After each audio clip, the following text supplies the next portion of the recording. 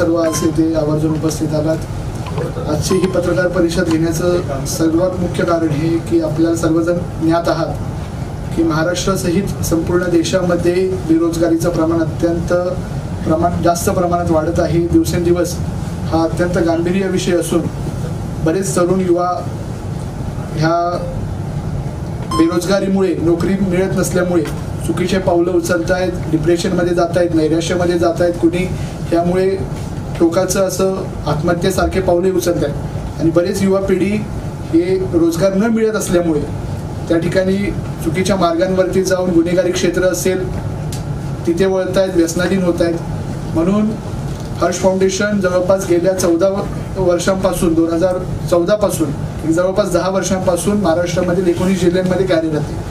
ज्या त्यावेळी जो तो मुद्दा असतो तो हर्ष फाउंडेशनने त्या ठिकाणी उचलून धरलेला आहे।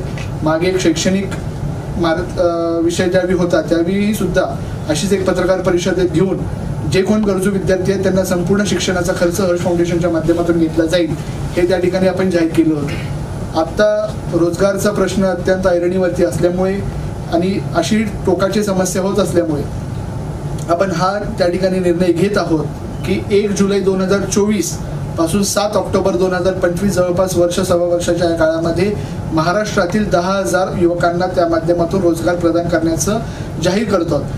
यामध्ये असं नाही आहे की फक्त आज जाहीर करून कुठेतरी परत ह्या गोष्टीकडे, या विषयाकडे पाठ फिरवली जाईल असा विषय नसून निश्चित स्वरूपामध्ये ह्या सर्व युवकांना त्या ठिकाणी आपल्या माध्यमातून रोजगार प्रदान करण्यासाठी आपण कटिबद्ध आहोत आणि आपण त्या ठिकाणी रोजगार त्यांना देणार आहोत। यामध्ये विविध क्षेत्रात जसं त्यांचं शिक्षण प्राप्त झालंय तशा पद्धतीने त्यांना यथोच्छ असा रोजगार प्रदान करून किमान त्याची सॅलरी स्केल जरी सांगायची झाली तर 25,000पासून जवळपास जसं त्यांचं एज्युकेशन आहे, जसे त्यांचे स्किल्स आहेत त्या माध्यमातून त्यांना रोजगार मिळतील, रोजगार दिले आहेत। कोविडच्या आधी सुद्धा आपण रोजगाराचा प्रश्न त्या ठिकाणी उठवला होता। त्या माध्यमातून जवळपास 2,000 तरुणांना आपण रोजगार दिलेले आहेत। त्यांचे फॉर्म्सही आपल्यापाशी आहेत।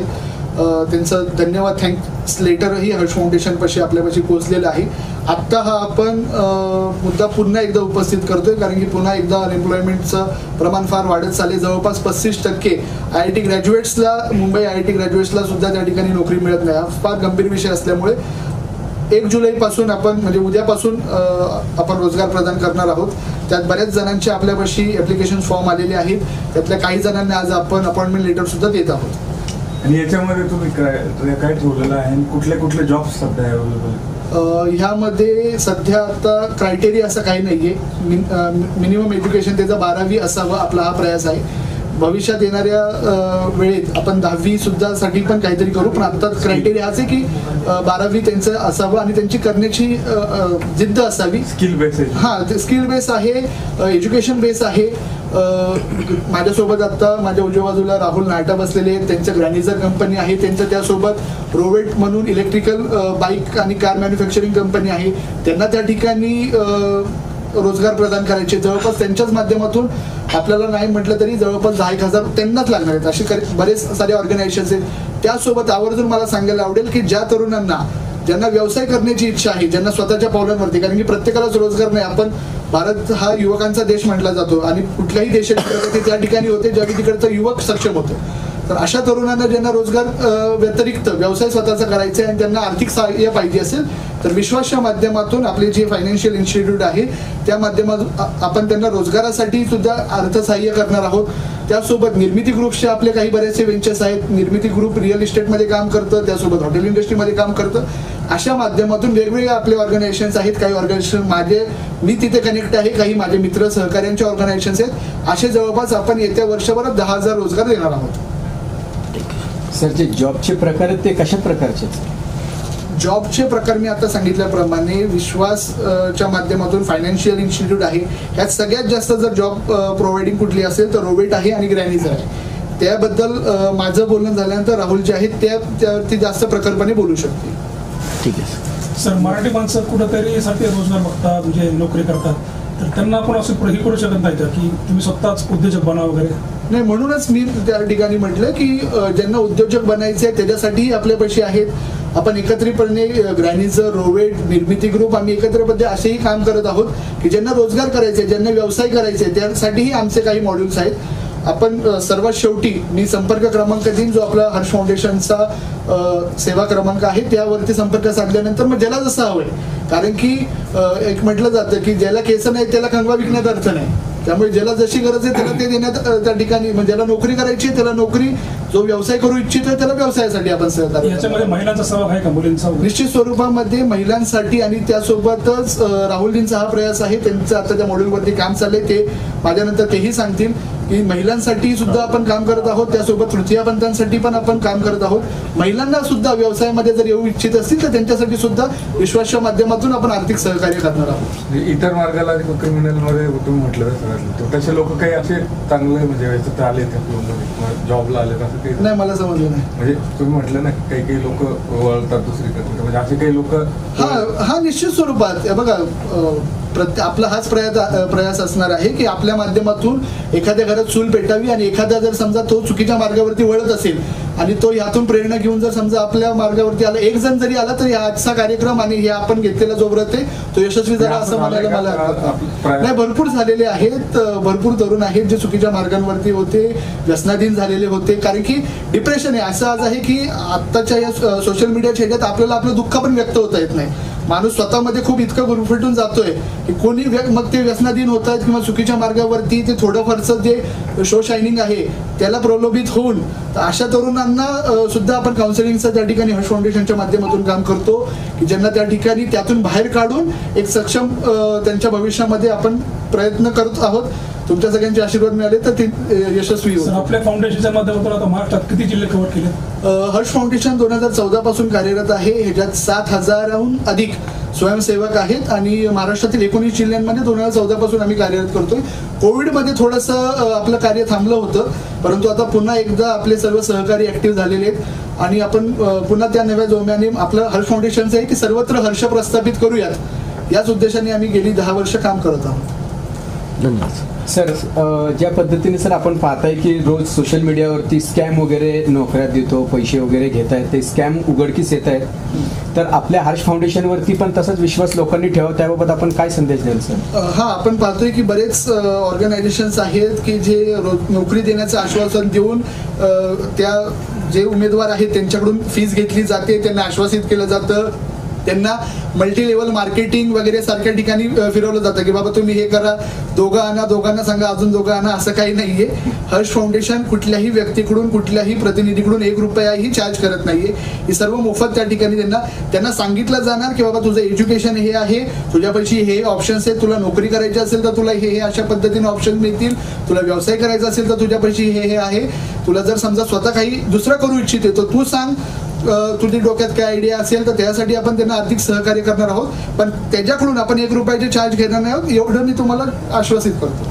सर, आपले ब्रांचेस वगैरे लोकांना अगर नोकरीसाठी कुठे यायचं असेल आपल्याकडे तर त्यांनी कुठे यावं, आपले ऑफिसेस वगैरे? हा, हर्ष फाउंडेशनच्या महाराष्ट्रातल्या 19 जिल्ह्यांमध्ये प्रत्येक जिल्ह्यामध्ये त्या जिल्ह्याची कार्यकारिणी आहे, परंतु आता सर्व ठिकाणी ऍड्रेसेस देणं आता शक्य न असल्यामुळे मी हर्ष फाउंडेशनचा संपर्क क्रमांक देतो, त्याच्यावरती मग तुम्ही संपर्क केल्यानंतर तुम्हाला उत्तमभूत माहिती मिळेल.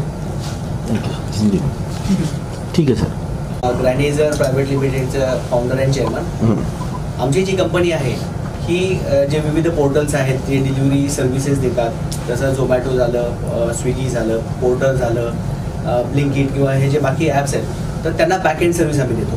म्हणजे त्यांना ड्रायव्हर अलॉंग विथ व्हेकल आम्ही देतो. आता जे मुलं आहेत जे बाहेर गावावरनं पुण्याला येतात किंवा पुण्यामधले पण काही मुलं आहेत जे दारिद्र्याची खाली आहेत, ज्यांना काम करायचं, ज्यांच्याकडे गाडी नाही आहे, ज्यांना हे करायचं, त्यांच्यासाठी आम्ही गाडी प्रोव्हाइड करतो ॲट नो कॉस्ट.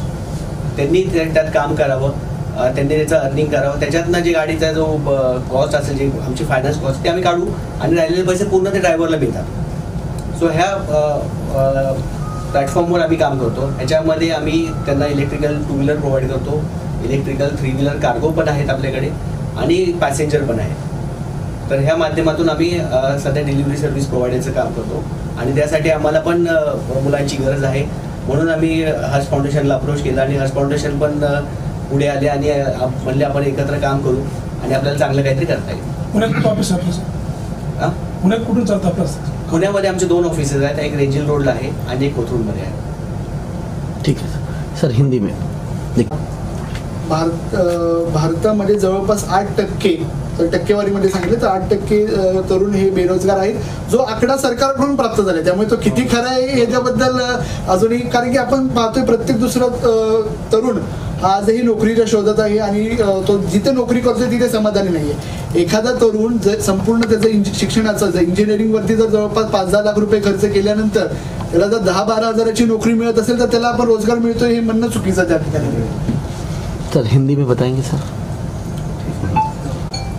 नमस्कार, सर्वप्रथम आप सभी का धन्यवाद. आप आज इस पत्रकार परिषद में उपस्थित रहे. आज को आपको आमंत्रित करने का एक ही कारण है कि हम सभी जानते हैं कि महाराष्ट्र के साथ पूरे भारतवर्ष में अनएम्प्लॉयमेंट बहुत बड़ी समस्या है. हर कोई रोजगार के प्रति को लेकर टेंशन में है. कई सारे युवा रोजगार ना मिलने की वजह से, नौकरी ना मिलने की वजह से नैराश्य में जाते हैं, गलत कदम उठाते हैं, सुसाइड जैसे कदम हमने उठाते हुए देखे हैं. तो इस वजह से, इस कारण हर्ष फाउंडेशन जो गई 10 सालों से महाराष्ट्र के 19 जिलों में कार्य कर रहा है, हमने ये कदम उठाया है कि महाराष्ट्र में करीबन 7 अक्टूबर 2025 तक 10,000 एम्प्लॉयमेंट हमारे माध्यम से दे पाए, जिसके कारण ये जो समस्या है उसमें हम हमारा प्रति योगदान दे सके. क्या हर्ष फाउंडेशन कुछ चार्ज वगैरह करेगी लोगों से? नहीं, हर्ष फाउंडेशन सभी जो युवा है उनमें से 1 रुपये का भी चार्ज नहीं करेगा. ये हर्ष फाउंडेशन की जिम्मेदारी रहेगी कि अगर किसी कंपनी का कोई चार्जेस भी है तो जिम्मेदारी हर्ष फाउंडेशन उठाएगी. इसके अलावा आपने कहा कि जो लोग अगर बेरोजगार खुद का जॉब भी करना चाहते हैं तो उसके लिए क्या? हाँ, इसी के साथ हर्ष फाउंडेशन का जो कदम उठाए, इसमें कई सारे ऑर्गेनाइजेशन हमारे साथ जुड़े हैं, जिसमें रोबेट है, ग्रैनिजर है, विश्वास ग्रुप है. तो विश्वास ग्रुप जो है वो फाइनेंशियल इंस्टीट्यूट है, उसके माध्यम से जो अपना खुद का व्यवसाय करना चाहते हैं, खुद का बिजनेस शुरू करना चाहते हैं, उनको अगर निधि की सहायता चाहिए तो विश्वास उस प्रकार में उनकी सारी जिम्मेदारी लेगा और उन्हें फाइनेंशियल मदद करने का पूरा प्रयास करेगा.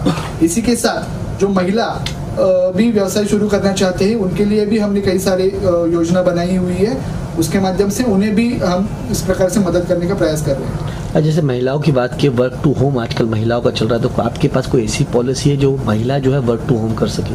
नहीं, कई सारे ऑर्गेनाइजेशंस हैं जिनकी रिक्वायरमेंट है वर्क फ्रॉम होम से, पर अभी जो हम देख रहे हैं जो महिला के लिए कर रहे हैं वो ऐसा है कि उनके व्यवसाय के लिए हम ये कर रहे प्रोत्साहित कर रहे कि वो खुद का व्यवसाय करे और आगे जाके, क्योंकि ये तो शुरुआत है, करीबन हमें 2025 तक 10,000 एम्प्लॉयमेंट देना है, इससे आगे भी जाके देना है. पर अभी के लिए उनके लिए अगर व्यवसाय वो करना चाहते हैं, खुद के उनके कुछ आइडिया है, उनके लिए हम मदद कर रहे हैं. अगर हर्ष फाउंडेशन से कांटेक्ट करना हो तो किस तरीके से? हाँ, ये रह गया था. हर्ष फाउंडेशन से अगर संपर्क करना है तो मैं नंबर बता देता हूँ, आप नंबर आप नोट कर लीजिएगा. 788-788-5171. मैं रिपीट करता हूँ, 788-788-5171. ये हर्ष फाउंडेशन का नंबर है. इससे आप संपर्क करने के बाद आपकी जितनी भी क्वेश्चन है उसके आपको संक्षिप्त में आंसर मिलेंगे. सर ये बताइए, आपने जैसे बताया कि आपका कांटेक्ट नंबर है और डिजिटल के अंदर भी आपका कोई वेबसाइट वगैरह भी कुछ है जहाँ पर लोग जाके अपना? हाँ, www.harshfoundation.com करके वेबसाइट पर है. पर संपर्क क्योंकि वेबसाइट से ज़्यादा मेरा यही कहना रहेगा कि आप ये जो संपर्क क्रमांक दिए है उससे अगर आप संपर्क साधेंगे तो वो ज़्यादा बेहतर है. आजकल के युवा इंटरनेशनल लेवल के जॉब्स के लिए ढूंढते हैं, बल्कि लोकल लेवल के जॉब्स को छोड़ के, तो क्या आपके साथ इंटरनेशनल कंपनियां जुड़ी है? नहीं, अभी फिलहाल के लिए हमारा यही प्रयास है कि जो मेरे जैसे कई सारे ऑर्गेनाइजेशंस है, मैं ये सोचता हूँ कि जो भारत में बने हुए ऑर्गेनाइजेशन है उनको किस प्रकार से इंटरनेशनल लेके जाने में हमारा प्रयास रहेगा. इंटरनेशनल ऑर्गेनाइजेशन्स में भी हमारी बात चल रही है, पर अभी उसके बारे में बोलना थोड़ी सी जल्दबाजी रहेगी. Thank you sir. सर सबका एक परिचय. हाँ, सगळ्यांचा परिचय फक्त मराठीत दिलं तर चालेल. आधी संपर्क देऊ. इच्छुक महिला आहेत ज्या नोकरी करू इच्छितात, जे रोजगार साठी करू शकतात, त्यासोबत व्यवसाय करू इच्छितात, तो हर्ष फाउंडेशनच्या संपर्क क्रमांकावरती त्यांनी संपर्क करावा अशी मी नम्र विनंती करतो. मी संपर्क क्रमांक सांगतो, तुम्ही नोट करा. 788-788-5171. पुन्हा एकदा सांगतो, 788-788-5171.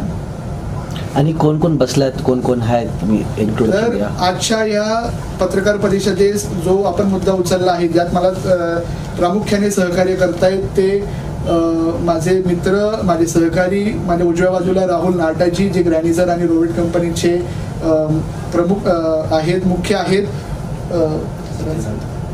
त्यांच्या उजव्या बाजूला जितेंद्र लोढाजी, जे सुद्धा राहुलजींचे सहकारी आहेत, त्यांना या संपूर्ण व्यवस्थेमध्ये सहकार्य करत असतात. माझ्या डाव्या बाजूला विश्वास ग्रुपचे जे आपले संचालक आहेत सुभाष शिंदे, त्यांच्या डाव्या बाजूला सागरदादा पावगे, जे भोर युवा फाउंडेशनच्या माध्यमातून पुण्यातले आणि भोरमधील तरुणांसाठी त्या ठिकाणी काम करतायत. त्याच्या माझ्या उजव्या बाजूला पुढे आकाश जगताप म्हणून आहे, त्यांचंही नवी मुंबईमध्ये व्यवसायाचे बरेच सुरू आहेत. आणि शेवटी अमोल पार्टे हेही त्या ठिकाणी उपस्थित आहेत, ज्यांचं नवी मुंबईमधील युवकांसाठी त्या ठिकाणी भरीव काम आहे. त्यांच्या माध्यमातून जवळपास शेकडो तरुणांना रोजगार प्रदान झालेला आहे. आजच्या नंतर आपण अशीच एक पत्रकार परिषद मुंबईमध्ये पण घेणार आहोत की तिथल्या तरुणांसाठी सुद्धा आपण या माध्यमातून रोजगार देण्यासाठी कटिबद्ध आहोत. सो त्यांचंही आपल्याला सहकार्य लाभत आहे. Thank you sir. Thank you sir. Socially 2 programme केलेले आहेत, ज्याच्यामध्ये महिलांसाठी एक प्रोग्राम आहे जो दारिद्र्य रेषेच्या खालच्या ज्या महिला आहेत त्यांच्या एम्पॉवरमेंटसाठी. तर त्यांना ते जी 3 व्हीलर रिक्षा आहे, ज्यात आमचा एक प्रोग्राम आहे मेट्रोपासनं एक 3 किलोमीटरपर्यंत शटल सर्व्हिसेस, जी स्मॉल रिक्षा असेल ती चालवणं. तर ह्या रिक्षा चालवण्याचं पूर्ण ट्रेनिंग देण्यापासून त्यांना लायसन्स मिळवून देणं आणि ऑनबोर्डिंग करणं, हे सगळं काम आमची टीम करते. त्याच व्यतिरिक्त ट्रान्सजेंडर जे आहेत, तृतीयपंथी लोक, ह्या तृतीयपंथी लोकांना सुद्धा आज सन्मानाची वागणूक मिळत नाही किंवा त्यांना उत्पन्नाचं साधन मिळत नाही. तर त्यांच्या पण एम्पॉवरमेंटसाठी आम्ही हा सेम उपक्रम राबवायला केलेला आहे.